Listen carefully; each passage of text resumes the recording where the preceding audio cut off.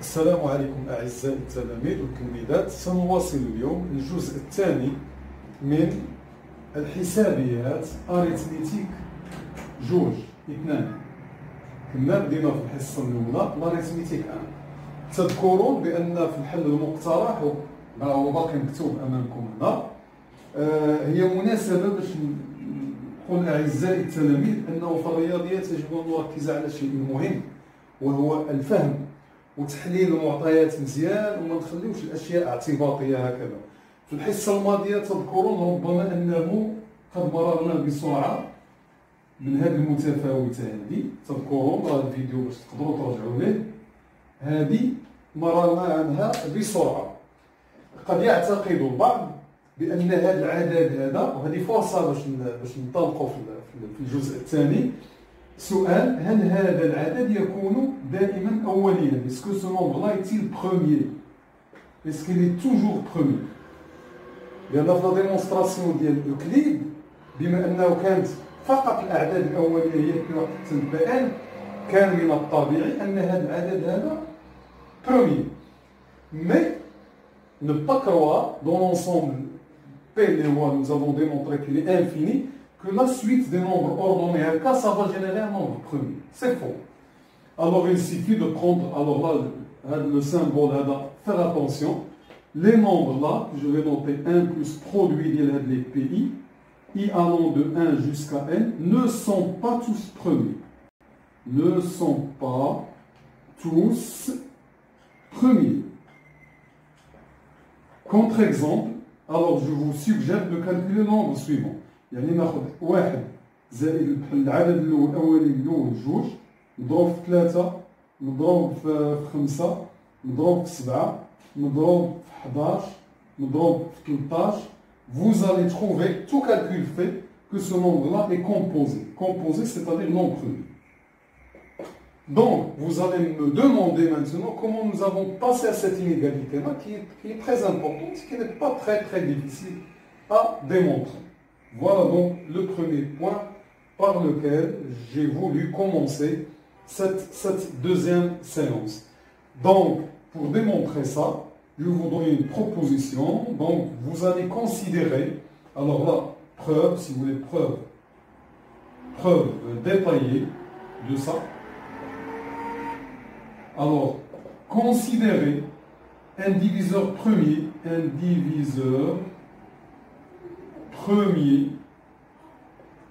de ce nombre-là. Alors là, ce nombre-là, je vais l'appeler grand Pn.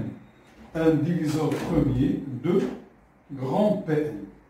Et puis, alors vous allez trouver que vous allez générer un nouveau nombre qui est premier. Bon, d'accord. Donc on va commencer cette séance d'abord par quelques compléments de cours. Nous reviendrons à la fin de la séance pour proposer une solution de l'exercice 2 de la dernière séance, arithmétique 1. Alors, dans cette séance-là, je vais vous faire rappeler du théorème de Bézout, théorème de Gauss. On va voir quelques conséquences très utiles de ces deux théorèmes-là. Lorsqu'on les combine, on obtient des choses intéressantes. Et puis, on va mettre en relief quelques propriétés du plus grand commun diviseur de deux entiers. Bien sûr, on aura comme conséquence des propriétés du PPCM. Bien. Donc, si vous voulez là, pour vous rappeler du théorème de Bézout, donc vous voyez qu'il nous donne une caractérisation de deux nombres qui sont premiers entre eux. Vous vous rappelez la fameuse équation, si vous voulez, AU, il existe un couple UV dans Z tel que AU plus BV égale à 1. Ça caractérise la primalité de deux entiers, de la primalité relative de deux entiers relatifs A et B. C'est-à-dire là, si vous voulez, on note, alors là, le A et B, leur PGCD égale à 1. D'accord? Donc, le deuxième point, théorème de Gauss, si vous voulez, donc là, ce sont des rappels, certainement vous avez fait toutes ces choses-là. Donc, si j'ai un entier relatif qui divise le produit BC, et si 2 plus GA premier avec B, alors A divise le second facteur, donc A divise C. Donc, comme j'ai dit, ces deux théorèmes-là, si on les joint ensemble, on obtient quelques conséquences très très intéressantes. Alors là, si vous voulez conséquences, je vais citer quelques-unes. La première, si vous voulez, si j'ai un nombre qui est premier, donc P, un nombre qui est premier, dès que P divise un produit, A1 fois A2, alors lorsqu'il s'agit d'un produit de nombre qui est fini, on peut toujours se restreindre au cas n égale à 2. Donc, de même, on pourra, si le produit est fini, A1, A2 jusqu'à A1. Alors, si P divise le produit A1, A2, alors P divise A1 ou P divise A2. Voilà. Pour ce type de raisonnement-là, il est intéressant de souligner une chose. Lorsque vous avez à démontrer une propriété, disons, grand A, qui implique la disjonction de deux propriétés B ou C, alors la manière directe, c'est de supposer que celle-là c'est faux, puis démontrer l'autre. Donc, si vous voulez une preuve, ça nécessite à joindre les deux choses. Donc, si P divise A1, A2, on suppose ça, et P ne divise pas A1, alors il s'agit de démontrer que P divise A2. Vous pouvez prendre 3 minutes pour vérifier ça. Alors, donc là, je vous donne une suggestion d'utiliser le théorème de Bézout. Celui-là, puis combiner avec Gauss et vous aurez le résultat. Essayez donc de faire cette preuve. Le deuxième point, alors il s'agit par exemple de vérifier la chose suivante. Si A est premier avec B et A premier avec C, alors A est premier avec le produit BC. C'est une propriété intéressante. C'est une conséquence immédiate d'une double utilisation du théorème de Bézout et puis vous obtenez le résultat. Bon, je vous laisse déjà faire ces deux petites idées-là. Alors, faisons la preuve. Et à l'image de cette preuve-là, vous pouvez réitérer beaucoup d'autres preuves. Donc, nous avions dit que si P divise A1 et A2, et que P ne divise pas A1. Alors, le fait que P ne divise pas A1, ça voudrait dire, puisque P est premier, c'est que P et A1, c'est 1. J'applique Bézout. Donc, il existe un couple UV dans Z, tel que PU plus A1V égale à 1. Ça d'une part. Alors maintenant, l'étape suivante, je vais multiplier par A2. D'où P A2U plus A1 A2 égale à A2.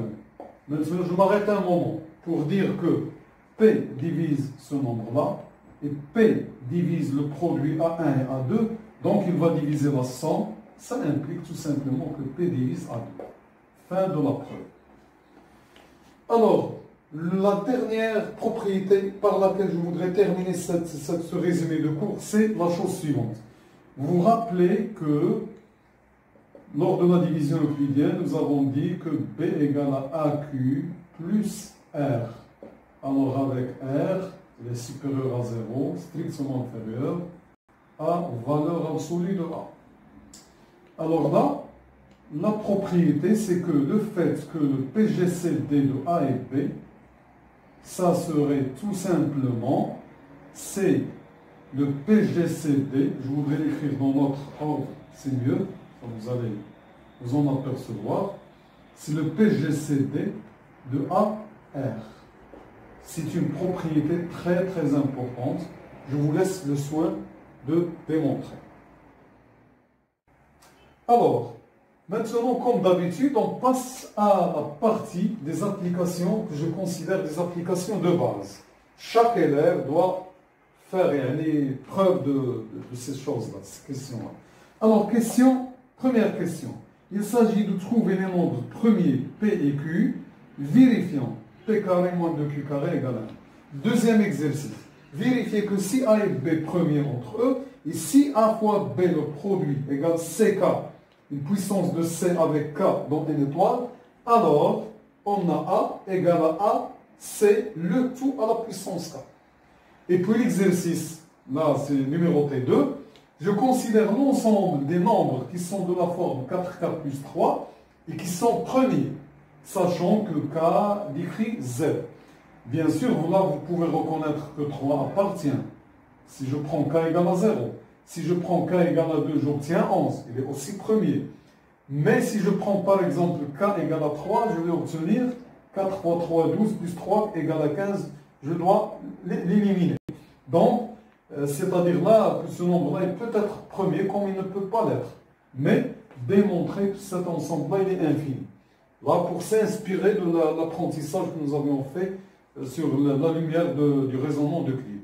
Et puis, troisième question de base, basique, il s'agit de démontrer que 2 à la puissance n-1, PGCD 2 à la puissance n, c'est deux exposants PGCD de m et n. Ça, on va retrouver beaucoup cette technique-là, il faut la maîtriser, quitte à substituer le 2 par un entier quelconque, petit a. On va retrouver ces choses-là avec la suite de Fibonacci, et dans d'autres contextes. Donc, comme d'habitude, chers élèves, donc سأدعوكم لتوقيف الفيديو ثم الاشتغال. حاولوا بعض الأسئلة هنا ما خصكمش تعطلوا فيها. دونك على بركة الله. بيان. إذا أتمنى بأنكم تكونوا قد فكرتوا وخديتوا الوقت فكرتوا في التمارين، والحقيقة أنه تفاديا للإثقال عليكم وباش حتى نتوما تخدموا بالدرجة الأولى. Je vais essayer de donner juste quelques idées résumées وسأؤجل الوقت اللي بقى شي شويه للتمرين ديال الحصة الماضية. دونك مثلا هنا تلاحظون بأن هنا أول ملاحظة هنا ملي ندي جوج كيو كاري لهي ستلاحظون بأن P c'est un nombre qui est pair. Qui est impair. Donc P, il est un nombre qui est impair. Puis, je peux déduire de là que Q divise P carré moins 1. Alors là, je développe P moins 1 fois P plus 1. Donc Q, il est premier. Il divise le produit. J'utilise le fait qui précède. Donc, tout raisonnement terminé, je déduis de là que Q, forcément, doit être égal à 2. Et puis, si Q égale à 2, alors je substitue pour trouver que P égale à 3. Donc ça, je vous laisse le soin de rédiger.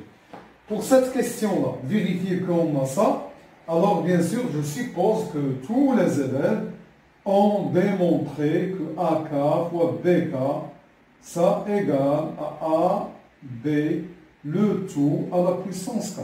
C'est une relation fondamentale. Sa démonstration se simplifie. Technique usuelle de l'arithmétique, je peux toujours commencer par le cas où les deux nombres sont premiers entre eux. Sinon, je divise par leur PGCD. Donc, essayez donc d'utiliser convenablement cette relation-là. Pour cet ensemble-là, j'ai dit que nous avons fait l'ensemble des nombres premiers de la manière d'Euclide. Là, il suffit de faire n, c'est pas la peine d'aller jusqu'à z. Donc là, vous allez suivre le même cheminement d'idées et vous allez considérer le nombre Pn, grand Pn, égal. Donc je choisis un élément de cette forme-là. Donc le choix usuel, si je suis Euclide, ça serait P1 fois Pn plus, au lieu de plus 1, là c'est plus 3. Et puis, vous refaites le même raisonnement. Sauf que, là, vous voyez là, si P1 c'est 3, le P1 il correspond au premier nombre, c'est-à-dire le K égale à 0. Donc, 3 et 3, ça ne va pas aboutir. Donc, vous allez ajuster le raisonnement et puis, donc, commencer à partir de P2. C'est-à-dire là, le P2, c'est dans notre cas là, c'est le nombre 7. Alors, ce choix de ce nombre-là vous permet donc de générer un nouveau nombre premier et puis donc de déduire que cet ensemble-là est infini. Enfin, là, si vous voulez, là, si n égale à n, vous voyez que c'est trivial. Maintenant, vous supposez que m, pour fixer les idées, que m est strictement supérieur à n. Et puis, vous faites la division euclidienne. Donc là, m, vous le divisez par n. Donc ça va vous faire n cube plus r. Et puis, essayez donc de réitérer le processus jusqu'à obtenir un reste qui est nul. Donc là, si vous voulez, vous allez utiliser la propriété que nous avons établie dans les rappels, c'est que le PGCD de M et N, c'est le PGCD de N et R. Voilà. Donc, je vous souhaite bon courage pour rédiger ça, doucement, à tête reposée. Et maintenant, le reste, c'est pour la solution de l'exercice de la séance précédente. Alors, donc je rappelle maintenant l'exercice 2 de la séance arithmétique 1. Alors, vous rappelez que A était un nombre impair supérieur ou égal à 3. Alors, on faisait la division euclidienne. 2 à la puissance G, ça génère un entier QJ fois A, plus un reste RJ. Alors, bien sûr, là, les conditions de division euclidienne, les RJ sont en principe positives et inférieures à A. Je vous ai dit la dernière fois, réfléchir pourquoi ça c'est strict. Tout simplement parce que A ne peut pas diviser de J. Donc cette inégalité stricte, il vient du fait que A ne divise pas 2 à la puissance J. Pour la simple raison que A est impair. Voici donc le premier. Alors maintenant, ça, le J, il varie de 0 jusqu'à A-1. Donc, je vais générer combien de restes RJ? Leur nombre, c'est A. Vous voyez bien, je commence par 0 jusqu'à A. Donc, il y a A reste RJ. Mais, notez bien, là c'est un petit détail très très important, que l'intervalle discret ici, c'est 0. Donc, je peux le noter comme ça. Je peux me permettre de noter cet intervalle discret 0. A, là, son cardinal, c'est combien? Le cardinal de cet intervalle discret, c'est A. Alors là, vous voyez, donc c'est comme si je commence de A jusqu'à A-1. Donc, c'est A-1. Donc, j'ai A éléments qui sont tous dans l'intervalle 0A, d'où, finalement, il existe deux indices I différents de K, tels que RI égale à RK. Bien, donc quitte là à supposer que K supérieur strictement à I. Donc je vais avoir 2 à la puissance K égale QK fois A plus RK. Mais le RK c'est RI. Mais le RI ce n'est autre que 2 à la puissance I. Donc 2 à la puissance I moins QI fois A. Et puis là, je fais ce calcul-là, moins 2 à la puissance I égale A facteur de QK moins QI. Là, vous voyez que je peux simplifier par, factoriser par 2i, ça 2k moins i, moins 1, égale A facteur de QK moins QI. Maintenant, on passe à la divisibilité. Donc, A divise ce produit-là. Et puisque A il est impair d'après Gauss, donc il est premier avec ça, donc je déduis donc que A divise 2K moins I moins 1. C'est-à-dire que notre nombre que je cherche, c'est le D, donc il suffit que je pose D égale K moins I. D'où l'existence est résolue. Donc retenez avec moi, chers élèves, je suis allé très vite, mais ce sont des notions élémentaires que vous devez trouver. Bien. Alors, notez s'il vous plaît, peut-être que j'allais vite dans la séquence précédente. Donc là, notez l'ordre, c'est QI moins QK. Alors, je vous rappelle, la question 3i, c'était D0 le plus petit entier D, voilà D que nous avons trouvé, qui vérifie ça. Alors, on vous a demandé de montrer que si A divise 2 à la puissance H moins 1, alors D0 divise H. Alors, la technique, elle est claire. C va se baser sur la division euclidienne. Donc on va supposer que D0, on va faire une division euclidienne avec un reste et on va montrer que ce reste-là, il est nul. Donc, ce que je vais essayer de faire, donc, c'est, je vais supposer que ça, c'est Q fois D0 plus R, plus un reste. Avec le reste, elle est majorée par D0 et il est positif. Et il va falloir montrer que R égale à 0. Bien, donc je vais partir de là. C'est une hypothèse, donc je vais écrire donc 2 à la puissance H, ça va me donner ça. C'est Q D0 plus R moins 1 qui est égal 2 à la puissance Q D0 fois 2 à la puissance R. Alors là, donc je vais ajouter 2 à la puissance, je vais la retrancher et je vais l'ajouter. Donc ça va me faire combien? Ça va me faire donc moins 2 à la puissance R plus 2 à la puissance R moins 1. Finalement, je vais avoir 2 à la puissance H moins 1 égale. Donc, vous voyez, je factorise, c'est 2 à la puissance R, facteur 2Q D0 moins 1 plus 2 R moins 1. Je m'arrête un moment pour voir les hypothèses. J'ai mon A qui divise ce nombre-là. Et puis, j'ai aussi, puisque D0 c'est le plus petit tel que ça, donc là aussi il divise. Identité remarquable. Parce que, regardez là, je peux l'écrire comme ça. Donc là, le D0 à la puissance Q. Et puis, c'est une identité remarquable. Bien sûr, vous avez droit à vous poser la question, est-ce que ce nombre-là est vraiment un entier naturel? Donc là, je vous laisse réfléchir.